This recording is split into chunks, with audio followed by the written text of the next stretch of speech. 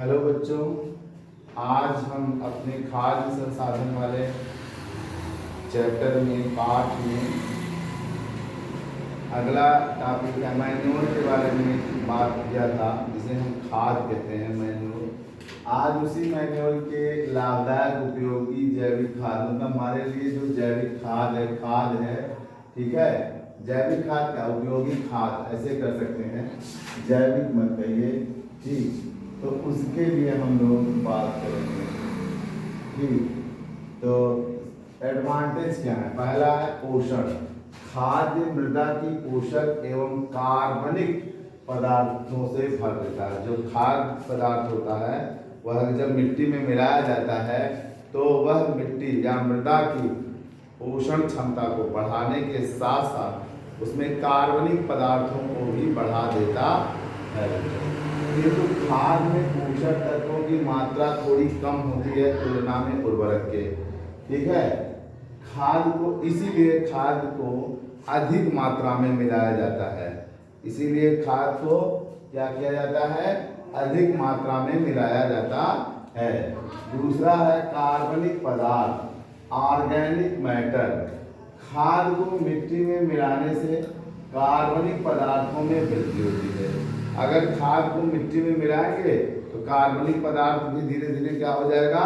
बढ़ जाता है, जिससे मृदा का उनका ह्यूमस भी कहते हैं, मतलब खाद के मिलने से मृदा की ह्यूमस बनी रहती है, ठीक है। कार्बनिक पदार्थ मृदा की भौतिक गुण तथा जल रोकने की क्षमता को बढ़ा देते हैं, जिससे मृदा में नमी बनी रहती है। अब ये कार्बनिक पदार्थ यदि मिट्टी में मिला दिए जाते हैं तो मिट्टी में क्या करते हैं? उसके भौतिक गुण, जितने भी भौतिक गुण हैं, और साथ में उस मिट्टी के पानी के वाष्पित होने की क्षमता को थोड़ा कम कर देते हैं, जिसके वजह से वह मिट्टी की नमी, मॉइस्चर ऑलवेज सॉइल में बना रह जाता है, सॉइल मिट्टी में बना रह जाता है, जो पौधों के लिए बहुत ही लाभदायक होता है, अर्थात पर्याप्त जल मिलता रहता है, ठीक। कहीं कहीं कुछ बलुई मिट्टी मिला देते हैं, कुछ बालू और मिट्टी मिला देते हैं, फिर उसमें खाद मिलाते हैं, जिससे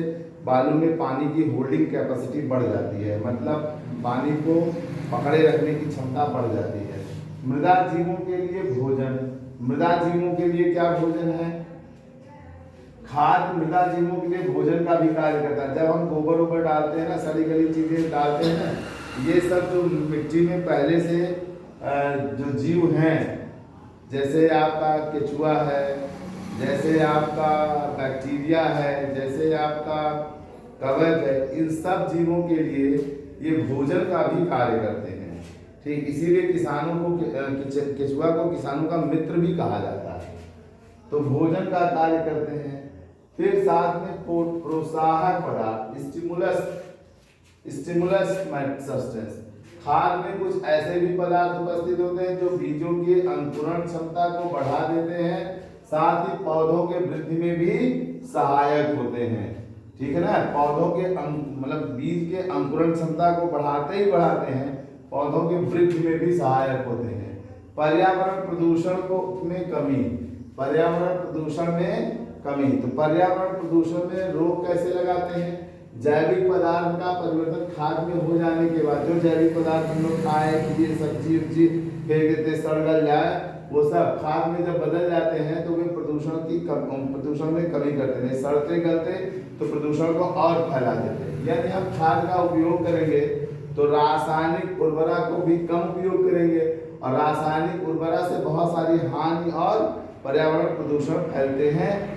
तो अगर हम खाद का उपयोग करने लगेंगे, उस पर्यावरण प्रदूषण को भी रोकेंगे, और साथ में खेतों में रासायनिक पदार्थों के मिलाने की क्षमता का भी कमी आएगी, कम मिलाएंगे ना, ठीक। अब आता है खाद के उपयोग की सीमाएं, लिमिटेशन ऑफ यूजिंग मैन्योर। पहला है पोषण संगठन। अब एक बात तो जान लीजिए, खाद में पोषण कम होता है, खाद में पोषण कम होता है, इसलिए मिट्टी में इसकी अधिक मात्रा मिलानी पड़ती है ताकि पहुंच सके पूरे प्लांट, मतलब अच्छी तरह से व्यवस्थित हो जाए। तो खाद जो होता है वो कम पोषक तत्व वाला होता है, तो पोषक तत्वों की मात्रा बढ़ाने के लिए खाद के अधिक मात्रा का उपयोग करते हैं।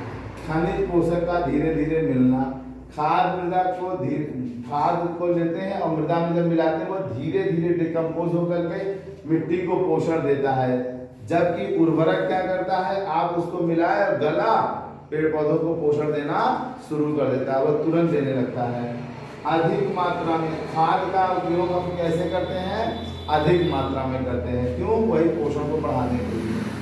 खाद्य स्थान, खाद जो होता है जैसे गोबर है, ठीक, और आप अपने घर की सब्जी उब्जी कहीं फेंक रहे हैं ना, कोई भी चीज़ें, ठीक, तो वो सब जो इकट्ठे होते हैं वो क्या होते हैं, अगर एक जगह है तो ज़्यादा जगह लेते हैं, पहले चीज़। दूसरी चीज़, अगर उनको वहाँ से उठा करके आप खेतों में ले जाएंगे तो जो ट्रांसपोर्टेशन होता है, मतलब ले आने के लिए हमें वाहन की ज़रूरत पड़ती है, तो उसके लिए वाहन भी जरूरत पड़ेगा। जबकि अगर उर्वरक लेते हैं तो एक बोरी आप साइकिल में बाइक में बांध के चले आए, बाल्टी में ले करके छिड़काव कर दिया, बात खत्म हो गई। लेकिन खाद के लिए ऐसा नहीं होगा, खाद ज़्यादा मात्रा में लाना होगा तो बड़े वाहनों का उपयोग करना होगा और फिर खेत में ले जा करके मिला करके ट्रैक्टर से पूरी तरह से हैंगाना, जिसे कहते हैं, फैलाना पड़ेगा।